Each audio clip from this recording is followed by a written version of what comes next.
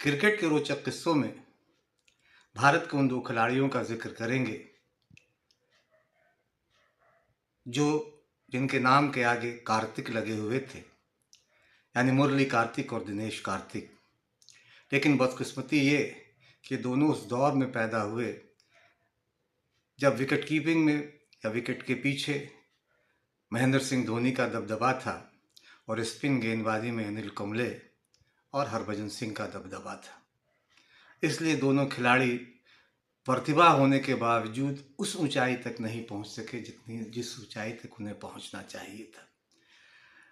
लेकिन इससे पहले कि मैं इस पर जिक्र करूं, एक गुजारिश, एक निवेदन है कि अगर अभी तक आपने बाअदब बामुलाज़ा को सब्सक्राइब नहीं किया है तो उसे सब्सक्राइब कीजिए, लाइक कीजिए और ज़्यादा से ज़्यादा शेयर कीजिए, ताकि हम क्रिकेट से जुड़े किस्से रिकॉर्ड्स और जानकारियाँ आप तक ज़्यादा से ज़्यादा पहुँचा सकें। और बेल आइकन दबाना ना भूलें, क्योंकि इससे हमारे किसी भी वीडियो की जानकारी आपको फ़ौरन मिलेगी।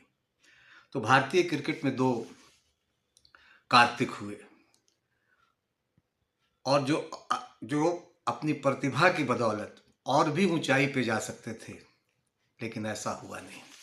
और इसकी एक बड़ी वजह यह है कि उस दौर में उन्होंने क्रिकेट की में पैदा हुए, या उस दौर में ये खिलाड़ियों ने अपनी प्रतिभा दिखाई जिस दौर में भारतीय क्रिकेट में विकेट के पीछे महेंद्र सिंह धोनी का दबदबा था। महेंद्र सिंह धोनी पूरी तरह से भारतीय क्रिकेट पे छाए हुए थे, और दूसरी तरफ स्पिन गेंदबाजी में क्योंकि दिनेश कार्तिक एक विकेट कीपर थे और मुरली कार्तिक जो एक स्पिन गेंदबाज थे, उस वक्त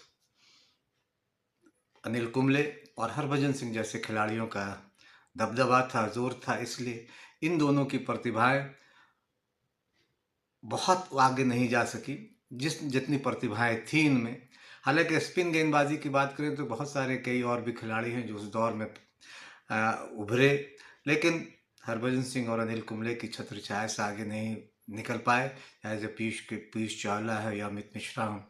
लेकिन मुरली कार्तिक का जिक्र हम चूँकि यहाँ कर रहे हैं, तो दिनेश कार्तिक की बदकिस्मती ये रही कि धोनी के दौर में पैदा हुए, तो मुरली की बदकिस्मती ये रही कि वह हरभजन सिंह और कुंबले के दौर में भारतीय टीम में जगह बनाने के लिए प्रयासरत रहे।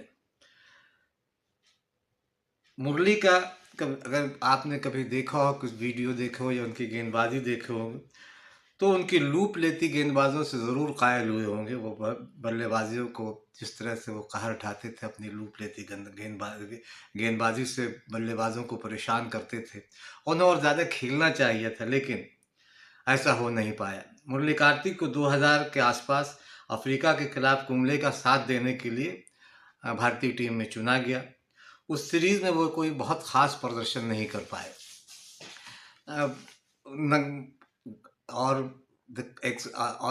दूसरी बात ये भी रही कि तब कप्तान भारतीय टीम के सौरव गांगुली थे। उन्हें भी बहुत ज़्यादा मुरली कार्तिक पर भरोसा नहीं रहा। उन्होंने कार्तिक से ज़्यादा अनिल कुंबले पर भरोसा किया। इसी वजह से 2001 में ऑस्ट्रेलिया के खिलाफ टेस्ट सीरीज से उन्हें बाहर कर दिया गया। यानी 2000 में उन्हें अफ्रीका ले जाया गया, लेकिन ऑस्ट्रेलिया में टेस्ट सीरीज जब अगले साल हुई तो उन्हें बाहर कर दिया गया। और उस सीरीज़ में हरभजन को मौका मिला और उसने सीरीज़ में जो कुछ भी किया वो अपने आप में इतिहास से हम लोग ईडन गार्डन कलकत्ता की वो उनकी गेंदबाजी या इसी तरह की उस सीरीज़ में जिस तरह की गेंदबाजी हरभजन ने की, फिर मुरली कार्तिक के लिए टीम में लौटने के बहुत कम गुंजाइश बचती थी। ऑस्ट्रेलिया सीरीज़ के बाद कुंबले और हरभजन की जोड़ी भारतीय क्रिकेट में एक तरह से फिट बैठ गई, पूरी तरह से हावी हो गई, पूरी तरह से छा गई।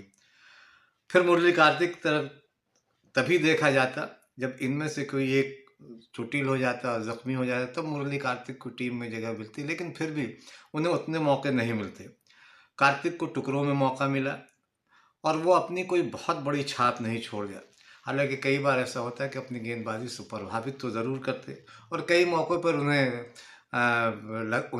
उनकी गेंदबाजी लोगों को प्रभावित भी करती, लेकिन कुंबले और हरभजन के रहते हुए उन्हें टीम में कम मौका मिलता।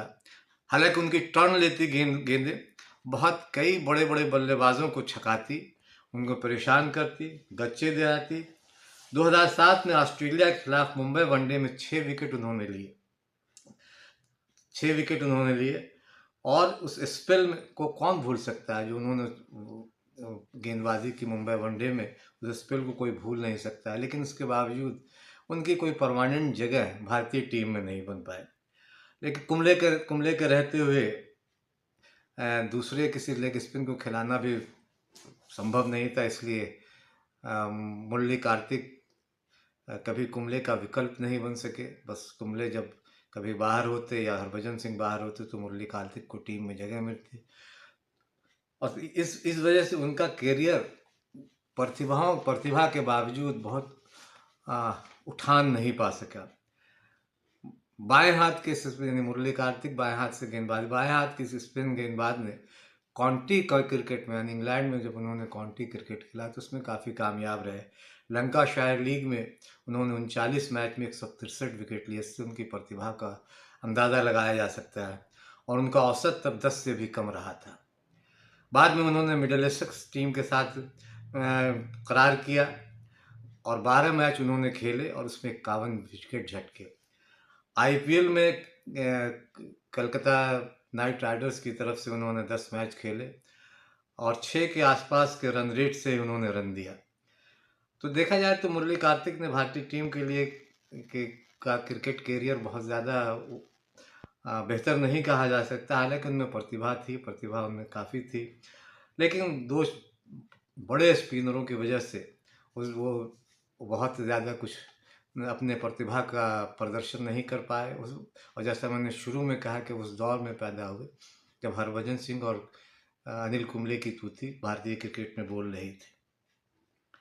अब दिनेश कार्तिक की बात कर दें तो दिनेश कार्तिक ने देखा जाए तो टुकड़ों में उन्हें भी जगह मिली। कुछ तो घरेलू और निजी कारणों से भी वो परेशान रहे। लेकिन धोनी के रहते हुए उन्हें बहुत कम मौके मिले। हालांकि उन्होंने 26 टेस्ट खेले, 42 पारियाँ खेली, 1025 रन बनाए। हाईएस्ट उनका 129 रहा। एवरेज 25 के आसपास रहा उनका। एक उसमें शतक था, 7 अर्धशतक जमाए उन्होंने और 49.27 के औसत से उन्होंने ये रन बटोरे। और ये औसत बहुत ख़राब भी नहीं कहा जा सकता। और स्टंप के पीछे यानी विकेट के पीछे उन्होंने 57 कैच भी लपके और 6 स्टंपिंग भी की।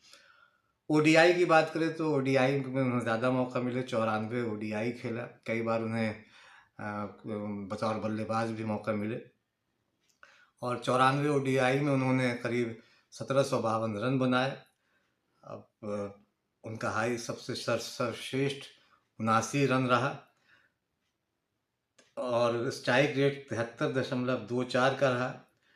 30 और 20 एवरेज उनका 30.20 का रहा। और अपने पूरे कैरियर में यानी वनडे कैरियर में उन्होंने 50 यानी हाफ सेंचुरी 9 बनाई उन्होंने। और स्टंप के पीछे 64 शिकार किए यानी 64 कैच लपके और 7 स्टंपिंग की। ओडीआई की बात करें तो ओडीआई या T20 की बात करें जो T20 60 T20 खेले, 686 रन बनाए, 585 उनका 55 उनका हाईएस्ट स्कोर रहा और 26.38 का औसत रहा। उनकी प्रतिभा के हिसाब से औसत बहुत अच्छा नहीं। हालांकि स्ट्राइक रेट उनका देखा जाए तो 142.61 का उनका स्ट्राइक रेट रहा। और कैरियर में T20 कैरियर में सिर्फ एक अर्धशतक उनके नाम में। विकेट के पीछे उन्होंने 30 कैच लपके और 8 स्टंपिंग भी की। तो क्रिकेट के रोचक किस्सों में आज अब यहीं तक। लेकिन उससे पहले कपिल देव की गेंदबाजी का एक क्लिप आपके लिए छोड़े जा रहा हूँ जिसका उनका इन स्विंगर का जलवा देखिए। अब डीन जोन्स को उन्होंने किस तरह से आउट किया है अपने इन स्विंगर पर। कमाल की गेंदबाजी। कपिल देव का ये वीडियो देखिए और एक बार फिर बादब बामलाजा को लाइक कीजिए, सब्सक्राइब कीजिए और से ज़्यादा शेयर कीजिए। कैमरा पर्सन आर्यन के साथ मैं फजल इमाम मलिक।